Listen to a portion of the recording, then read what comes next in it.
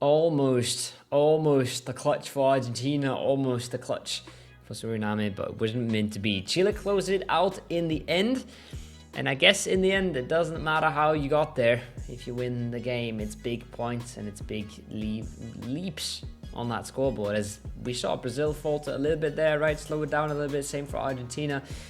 So a reasonable gap now, even after just 3 games, Alex. Yeah, and I mean, we gotta highlight that one team that is running away with it all right now. It is Chile, and be reminded, we haven't talked about this too much. It is 2 spots out of these 11 teams that will be able to qualify for the IESF World Esports Championship in Riyadh. You've seen it everywhere. It is the road to Riyadh. That's where everyone is really trying to go and make their way to in the later stages of this year. It's around mid-November where these games will be taking place. And if you don't qualify right here, it's done and dusted. You don't get another chance this year at the very least.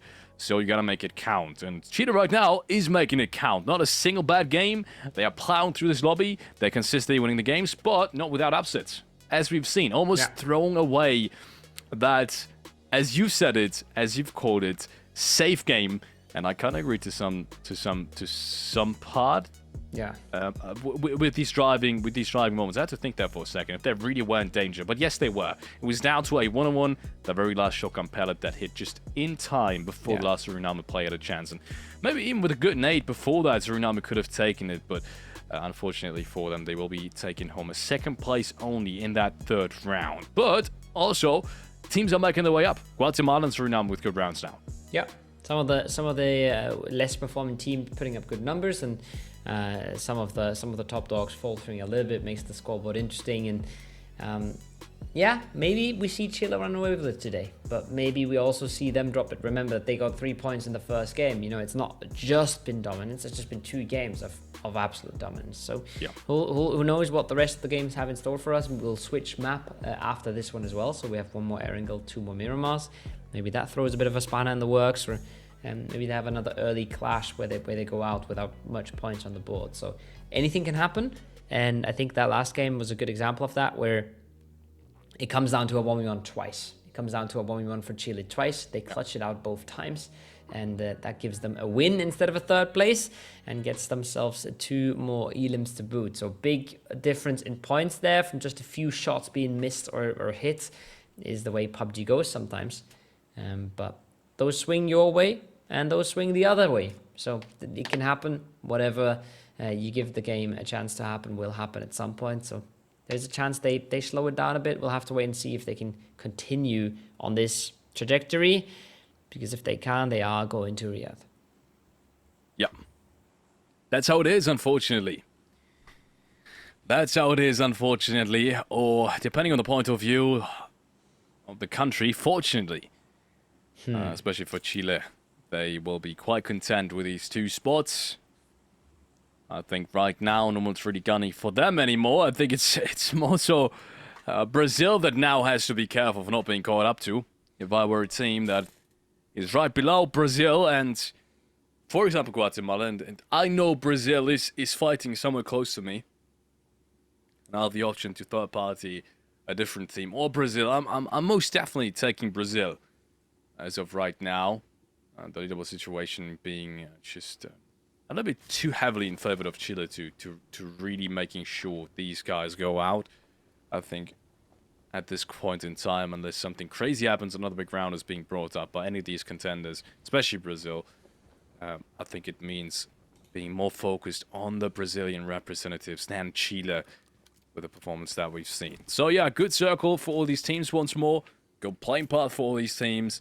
And this time around, it is once again the contest in North Georgia, and I cannot get my head wrapped around this. I do not understand this whole job, and I think I've said it before, I'm not a fan of it either. Yeah, it hasn't really paid off for either of these teams either.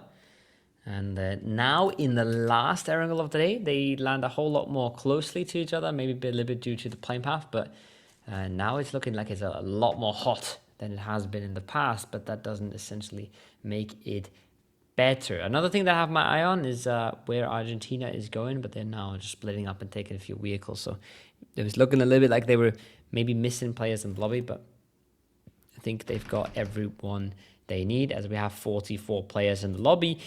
But I don't think that's going to be for long here. That's already Dagas caught in open waters. C1 wants to get the Bison out, and he will now surely taking that player down, instantly looking for the confirm as well. That is so fast with the SMG. And just like that, you've been hating on the hot drops, and there's a good example of why they are so rough. Both teams getting a player knocked, and both teams looking to confirm that as soon as they can. Yeah, really good stuff from both these teams starting it off. It's not really going to help anyone just yet.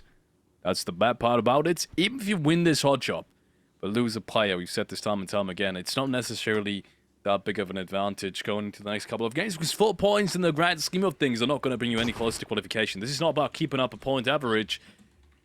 Not if it's a top 2 that qualifies. Then it really isn't anymore. You'll just need a big round time and time again. Winning a hot job, grabbing 4 or 5 points here and there, and having a couple of big ones, it's not going to be enough if you have 2 teams running away with it. And that's, judging by the Esports situation, the case right now. So it needs to be a clean finish for both of them. They want to continuously be in the running for the road to Riyadh. Winter with a cheeky position now. He has to be careful. Maybe grab one knock and rotate off. He had the perfect pre-fire, but he's being taken down regardless. Darian shuts him down. And what a shot. And he gets the flush off of that as well. And 80s might just be able to dodge his own fight as a result of that. And you can tell he's trying to wait for additional reinforcements. That was looking so well placed. He was holding it down, but the peak is clean. The peak is fast. The peak actually takes it down. Guatemala wants to be sneaky about this and grab a few free points here or there, but instantly punished by C1. Instantly in the bin by Panama. So another welcome point picked up. Danny in the bottom floor with the shotgun. They're looking to grab whatever they can find, but Ecuador, they've swept the apartments. Now they want to do the same to the priority buildings. It's a messy one. As always, Felix, both teams have lost members already. Both teams are losing in this hot drop.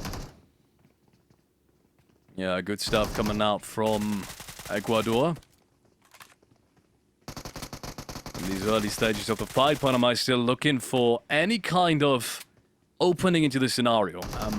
It's really tough because that player across the street who can't really cross. That was an advantage earlier, but right now it really isn't anymore with how Ecuador is close to distance. You can tell 80s, he's in such a smart spot as well to hold any of the players on the other side, and there goes the knock. That means Dallas has the opportunity now to potentially rush into this building with the rest of his teammates, and the flash has already come through as well. I'm not sure how. Must have been a nade or a Molotov. Looks like it was a nade as they're entering this building. He tried to exit the balcony, but it's not even going to happen. Another knock going the way of Ecuador, which is cleaning up this hot job. But the point still stands. They've lost a player as well. That doesn't make it any better. Yet we've said this, even if they close out the last player now from Panama, which they potentially will, most likely will actually. They know where he is. The point still stands. They're in 7th place, 13 points so far. Make that 14 maybe with that next frag. Maybe potentially grab another point placement point, 15. You're still nowhere near qualification. And with 3 players, I mean, a big of a round as Chile had, just looks really unlikely. Absolutely. Big rounds like that don't come easy, and they don't come easy with less players especially. And the thing is as well, look at the map, right? Like we have 1 minute 50 until phase 1 locks in, and we're getting sent into phase 2 already, right? Then they're not going to be ready for the shift. They're not going to be in a position with information. They're not going to be in a position where they can do a whole lot about it. And all of that because they've been in the hot drop. Panama gets saved there a little bit by the fact that they picked up a free kill onto Guatemala. So at least they've gotten 2 elims for now. But for neither of the teams, this is worth it at all. So maybe we'll see them break it up on day 2. Maybe especially if the Ecuador has a good game or 2 and they realize, hey, we're actually pretty close to contention here. We're actually pretty close to qualifying. Maybe that's a good reason to leave. But like we've said, we're not fans at this point, but we don't have to be. We're not the players. We're the commentators, and we'll figure out. We'll try and figure out at least why the teams keep going for this stuff. As we now see Uruguay also getting fairly interested in the northern George Bull area.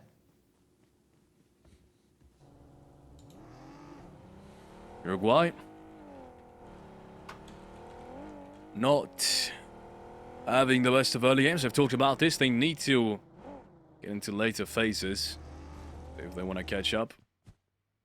Otherwise, with how few matches are still remaining, but only the fourth one, it's going to get increasingly tough for them to make something happen. And same thing goes for them as before the rest of the teams down there. I want to say below 6th place. We haven't seen a big round yet. We don't know if they're able to grab as many frags as Chile or Brazil consistently. If that doesn't happen, less rounds mean less chances. And they need more than just one chance to catch up at this point. So more is better, and in this instance, it really is as well. And Active, I talked about this, he needs to be the fragger to, stand up for this roster. But what more can he do if all the rest of his team has been eliminated already? Or is about to get flushed? Not really much, so he's rotating off. Unfortunately, the Titan Gaming and a representative in big trouble. Not only himself in this round, but his country, if you take a look at the overall leaderboard. Decides not to take the one before, understandably so. Gets the hell out of there. But how much can you do as a solo? Argentina has been doing big moves as a duo, but solo so much harder at that. As we see the USA already picking up their third elims. Teams have started to go for these elims nice and early here, Alex, and with everybody getting very involved in fights, nobody's really looking for the third parties, and a lot of these fights are going fairly clean for the winning party. That being said, we've had a look at the map, and I've already seen a few camps set up as well. We've just seen Uruguay around the North Touchable area, and then Guatemala, the team that lost a player early, set up on the Cube area, the Cube compound. So maybe that's an area where we'll see some of our players get in trouble. But with a fourth of the lobby already eliminated, 33 players left, that means there's even more space in this phase 2 for everybody to find a home. Yes, indeed. I'm interested to see how Uruguay is going to play this first circle. It's, as we said, not going to be an easy one. Quite the opposite. There's that camp. As they have more teams all around them. And yeah, that's the camp. Guatemala is looking to grab some points against Uruguay. That first frag is already taken place, and potentially a second one's yet to... Oh! He vaults on top of the wall and stuff, just jumping over. That might have just taken his life. That is so unfortunate. Navi here now, at least having the advantage. He could bring things back. He's got the DBS in hand, but he can't seem to find the shot just yet. He's all alone there in the building. He has the opportunity to jump out. He doesn't do so. Now he does. But I think he's baiting around. Now, okay, so he was on the outskirts of it, but now he actually jumped out. So that means he's grabbed a little bit more distance. He's waiting for his teammates. In the meanwhile, it's going to be the revive from Siete going through. And there's still no other Guatemalan player anywhere close to this compound. I'm wondering why that is. Now the rotate comes on through as Tony is being chased by players on his own. This might just turn into a three-way fight.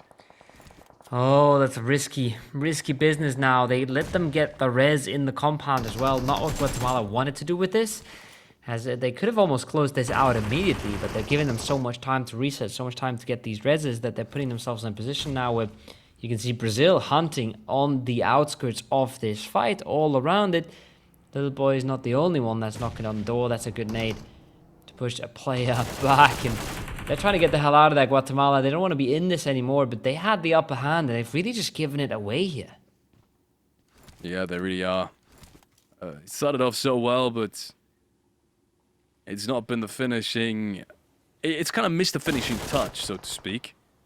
And now that Brazil has closed in on them, they might even want to get a piece of the action. They know that Uruguay's lost a player now, and they know they're in the compound. So if they know that Guatemala has rotated off, they might decide to breach this. It's a 3-4 against a team that's unfortunately just not showing you really the amount of fighting strength you need to kind of fend off a team like Brazil. And so I can understand the decision-making that could potentially come out from Brazil if they want to breach this. I'd actually be in favor of doing so. If I were in Brazil's shoes, they need to kind of make a point and prove a point as well. But it's not the only fight that is happening. The United States, finally an early game they can be proud of. 3 frags, and potentially a 4th one to follow suit sometime soon. As Suriname is still inside the water treatment area, but with 1 player alone only. Still the same fight we've seen before. The United States not messing around. They've taken 2 very, very quick frags, caught down the 3rd, and now they're hunting for the 4th. But this is possibly one of the worst spots in the game to be hunting a solo in. So much in your way that slows you down, so much that slows your movement. Argentina, similar things. Hunting a solo down, inactive on the roof. He's been solo for a while, and he is cleaned up. This time, not Mystic, it's Jerry who picks it up, but does not matter for Argentina. They want that kill point, they want that elim to close the gap towards Brazil as much as they can, and they've done so far. Uruguay, not in good shape either. You can see not a lot of HP on horses. Their players' needs are coming in. Cardix, Siete in dire straits, but Siete catches one on the outsides. That's Little Boy down. Bit of a vehicle mishap, perhaps. Just completely caught on an island, knocked and flushed. And that's one of these things you can't afford to have happen if you want to end up in a top 2 here. You need these players alive. You need to have 4 alive to play big games. And yes, they cleaned that up in the end here, Felix. But losing a member, losing a Little Boy in that engagement really, really hurts them. And it's one small mistake with a car that really just brings them down to 3 members. Yeah. It's tough. And yeah, I thought this contest was going to happen. I wasn't too sure of it, but in the end it did. And Brazil here picking up some really well-earned points, but not without losing a player. And that's the problem, as you've said as well. This almost doesn't make it worth it after all. Good circle shift for Brazil, though. They can rotate over the western side of things because they should know that Guatemala is somewhere around on that eastern side, somewhere close to the bridge. So if they're smart about this, they will rotate over the western side of this bridge, over the southwestern side of this, to be more accurate. And that's what they're doing. Really smart rotation coming out from Brazil. The good thing for Guatemala is that they could potentially spot this. They still have a player towards the ruins area. So if they know they're coming over, they could position for it as well. But I don't think it's going to happen in time. And Brazil should be able to rotate in towards this circle as a 3-man. And look, despite the circle being relatively centralized and having lots of playable field, there is barely any team inside of it right now. It's basically only 2 teams. Not a lot of teams set up in a position to take the game away. Chile chilling on the edge. Argentina even further away from the center. Both of them looking content right now. Not really looking for moves just yet in this phase 4. Has 2 more minutes to close, and a bit of an interesting position for both of these squads here. You'd think they'd be interested at least in looking a little deeper. But so far, they're just focusing on holding down their edge and clearing whatever space they have around them. USA have given up a little bit to chase down the Suriname solo, but they will have another new contender on the doorstep here in a minute. Guatemala is the one cruising on in. And I'm not sure how much info they have, Alex. I'm not sure if they know what they're getting themselves into. No, I don't actually think so either. I think they might be quite oblivious to the fact that there is more players right in front of them. And the way they're playing, it doesn't look like they really do. Argentina, so far so passive, holding on towards that the deep eastern side. They know that Chile is playing to their west, also relatively centralized, time and time again, having the most centralized positions. So not a coincidence either. They are making sure to actively reposition whenever the time arises. So good on Chile to make it happen. And you can see right there in this specific circle, a really strong spot to hold as well, especially since some of the teams still have to fight. I mean, we have Suriname that 100% needs to rotate into the United States. We have Guatemala kind of having to do the same thing. And then there's Colombia in the distance too. So really, really troublesome times for all these teams on the edges. It's especially troublesome when you have so many neighbors, right? It's not the worst thing to be on a phase 4 edge, but when you have so many teams around you that are doing the same thing, you've not a lot of compounds in front of you that are up for the taking. It's tricky spots to be in. But look at Brazil. We said this would be a good rotation for them. We said we would be happily coming around the western side, and yes, they have. They've even taken control of Octopus, that hill to get more information. Circle's about to pop in just a few seconds. It's going to tell us where we're headed, and it's going to tell the teams what the play is. And oh boy, it's pretty much just Chile that gets let inside of this circle. The Churchill on the south, it's not really in anymore. Brazil can stay in on the hillsides, but the yellows are out as well. All of Watersound is out. All of these compounds are out. It's been a slow phase 4, but it's going to be a spicy, bloody phase 5. Yes, it is. United States still around that water treatment area. As we will have this fight kick off any second now. They kind of have to know at this point that Guatemala is trying to exit towards the northwestern side of things. Question is, has United States got a plan on how they want to exit this? Because as of right now, the way they're positioned doesn't seem like they really know where the players are coming from, and it doesn't feel like they know what the next plan for the next phase is either. Because they need to rotate out of this one, that's for sure. And yes, they can do so late. They have the ridgelines just to their south. Yeah. But because of the fact that they don't know where the players are coming from, they might find themselves in a 2-3 despite having 4 players up. And that might be the problem for Team USA. And they need a big round as well. 12 points is definitely not enough for qualification just yet. And it's getting into dangerous territory. Absolutely agree. Getting into territory where the tournament can slip out of your hands very quickly. Brazil now unleashing onto Ecuador, coming down from the hillsides. It's Argentina from the top, Brazil from the bottom. There's a whole lot of damage coming in. Mystic does not stop letting these scope sprays ring on out, and they have taken a nice bit of ground on that southern side of the circle. They have to be careful about Chile as well getting involved, though. Chile coming out of the compound, they are looking for an option to engage, and if Argentina provides them any sort of weakness, we're probably going to see a fight on that southern edge. For now, Argentina is going to slow things right back down and figure out what to play, figure out what to do here, because they see a lot, but nothing that they see is free or easy to take in front of them. Runs in.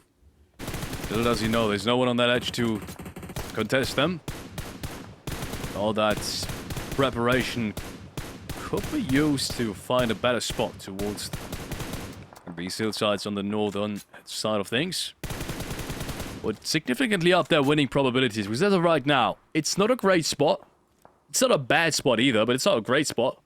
And they, as we saw, unfortunately lost a little bit towards that cube compound. So Brazil not in the best of scenarios to catch up to Chile in this round, especially since Colombia and plenty of other teams, especially Chile, has still got 4 players left alive. And you can see how Colombia now tries to clean up this edge. Not to be excused with Ecuador, who's just gone out, unfortunately. Same goes for Suriname, as we are heading into the bigger placement points. United States right behind them.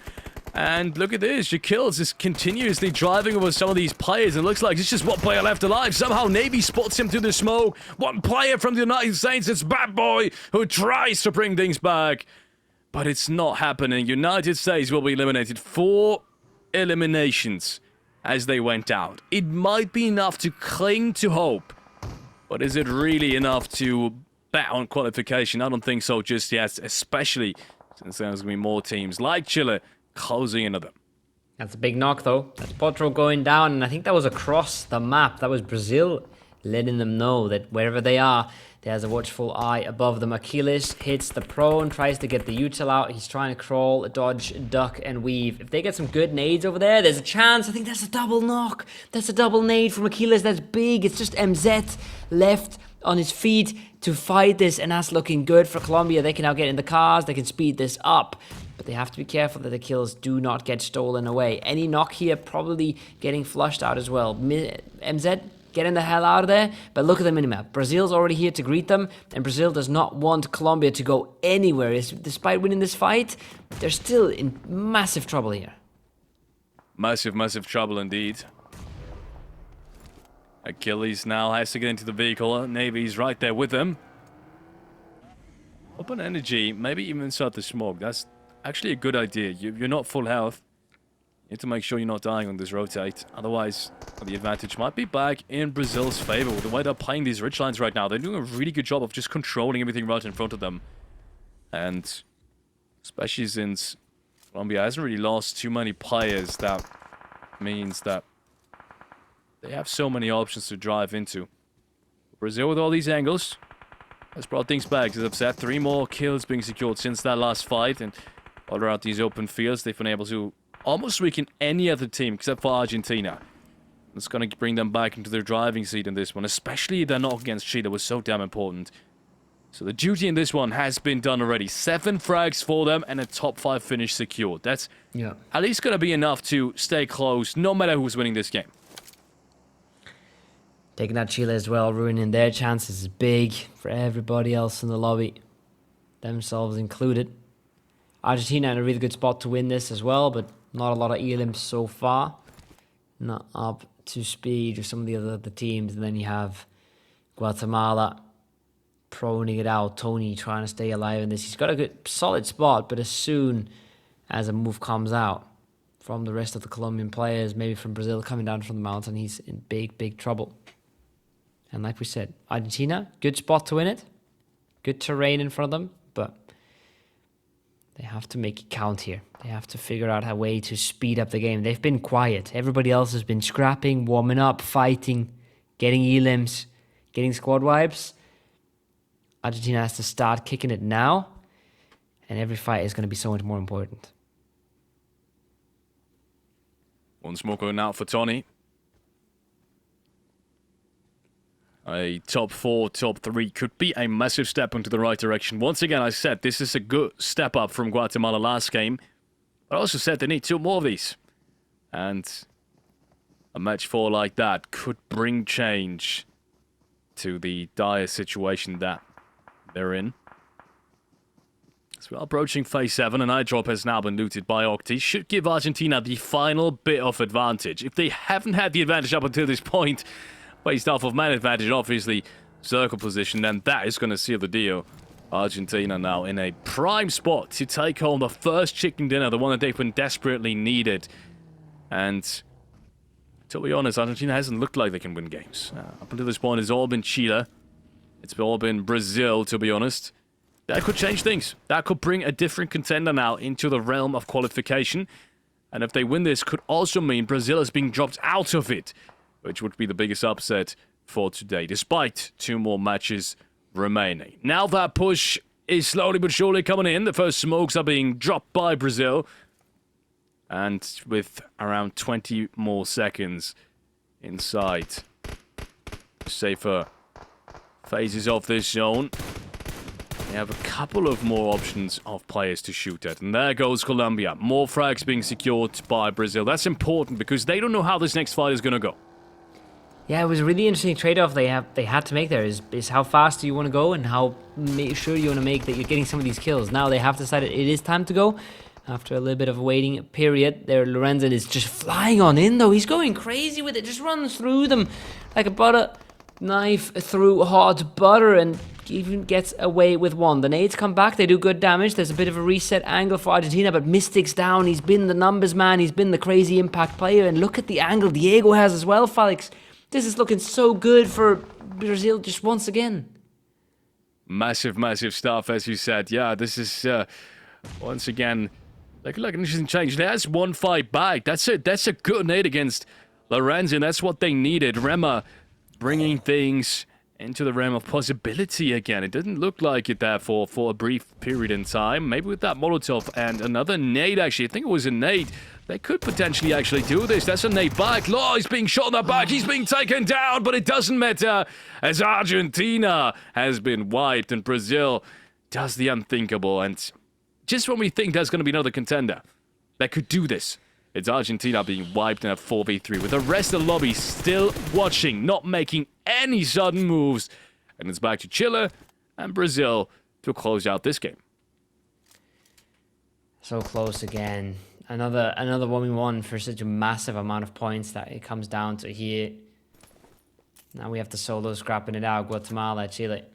Trying to make the best of it. Trying to play for second place. As Law and the rest of Brazil are just going to be chilling. Biding their time. They're in the circle. They don't have to make a whole lot of moves. They're going to maybe sit this one out and just figure out who they actually do have to eliminate for this win. They don't need to get overly aggressive here. They don't need to take a risk. Because any risk that actually materializes very quickly brings you into a 1v1. And that's not a situation you want to be in. We saw that from Chile in the last one. They got a little overzealous. They got a little crazy. I don't feel like Brazil is the same type of team. They've seemed very calculated so far. And if they're taking a risk, it's probably for a better position in this circle to have a better chance of winning the game, not just to get one more frag on the board. Final zone is going to close any second now. Tony behind that ridge line, looking for anyone that needs to move before he does. And it might just so happen to be the case that Chile has to do so. You can see the zone closing. I think it's just about on the southern circle, but at least the next one, which obviously ends on the dot in the very center of it, should seal the deal. This is going Brazil's way. I don't think there's any other way. Maybe if Tony or, I guess, Messi gets any kind of knock on towards Brazil, maybe then becomes possible somehow, but they would really need to play this as a duo. Yeah. In order for Brazil to lose this. But won't. Then again, Brazil is leaving this position prematurely. I'm not so sure I agree with this. As the zone is closing in, well, Chile is just going to die to the blue zone. That at least seals the deal. Now it's all down to Tony. He's done amazing things so far. But I think he's going to deny as well. He knows that Brazil is in close proximity of qualification spots, if not already in them. But this one, they surely will be. So denying this one is a very smart play. Same goes for Chile. That is direct competition that they deny the points to. So strategic thinking here in the very last phase. Yeah. I mean, it does make sense. It's not very climatic. It's not very exciting to see a deny at the end, but it is the right play when you're fighting someone that's so close to contention and that's so close to you on the scoreboard as well. 12 elims, though, for Brazil. It is another key fight, right? We had key fights, one for Chile in the last two games. We have a key fight, one here for Brazil, and it was the 3 versus 4 versus Argentina, right? That they have no right to win, essentially. They have to pull up into them. They have to take the fight to them, and they do so well, fast, and convincingly. Not a fight you're supposed to win, like I said, but they do so cleanly, and that gives them the win in the end. Really good stuff as we head back towards the first phase of this match. It's been a weird hot job, I guess you can say, a weird contest. It didn't really go any way, but you got to give credit to, I guess, Ecuador to still make it that far into the game. That's not really usual for these types of contests. And then obviously Brazil controlling that western edge so very long, so methodical, so cleanly, so disciplined. And ultimately that fight against Argentina, sealing the deal on who's going to win this round. But so many teams putting up massive fights all around these edges. Even teams that aren't really in contention for any qualifier spot. We got to give it to United States. We got to give it to Colombia, Ecuador, all these teams really making a name for themselves at the moment. And Colombia as well, like winning a massive fight there, but Brazil just playing it so fast and so aggressive towards them, they actually don't let them into the circle. So you can just tell, sometimes you do all the right decisions, you actually put yourself ahead, but Brazil plays it really, really well, and you don't really have a chance to come into this late game. So this is really, really punishing, and that's something that we've said after the Sanok game is you walk into Brazil, maybe you're just in for a bad time. Diego with 7. And not a lot of damage received, not a crazy amount of damage dealt. You can see Lorenzen was the damage dealer this round, but super efficient, dishing out crazy amount of knocks and elims while not farming all too much damage. So Diego really a key point man in this one. Yeah, good stuff. As we head on over to the match summary, we've seen all these statistics time and time again. Only 8 headshots, I guess.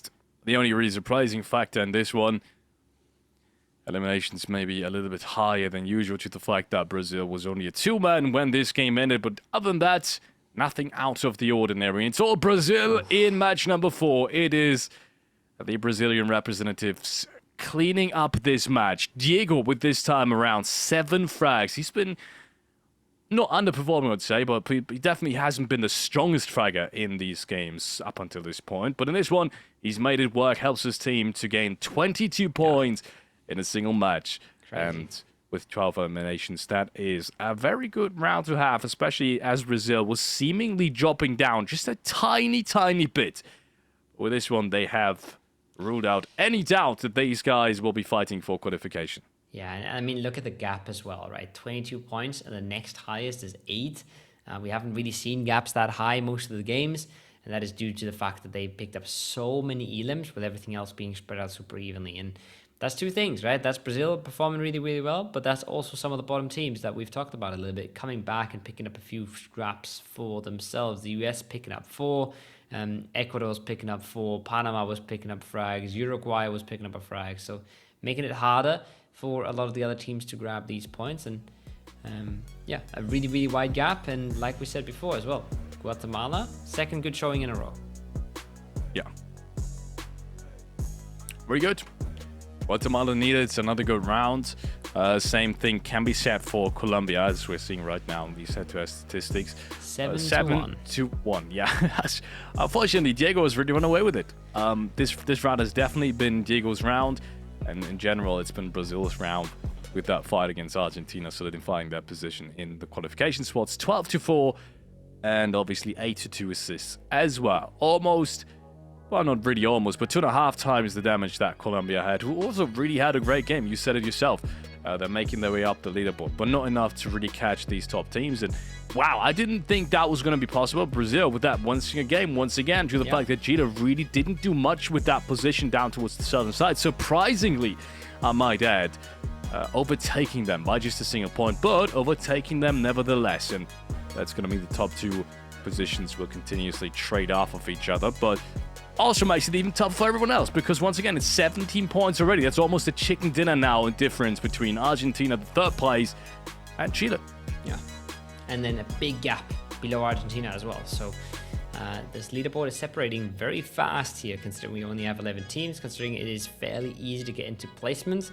The leaderboard is spreading itself wide, and we'll have to wait and see what the teams can do. But it's Argentina is the team that kind of needs to step it up now to close the gap, to really have a good feeling coming into tomorrow. It would have been really nice for them if they could have managed to win this game.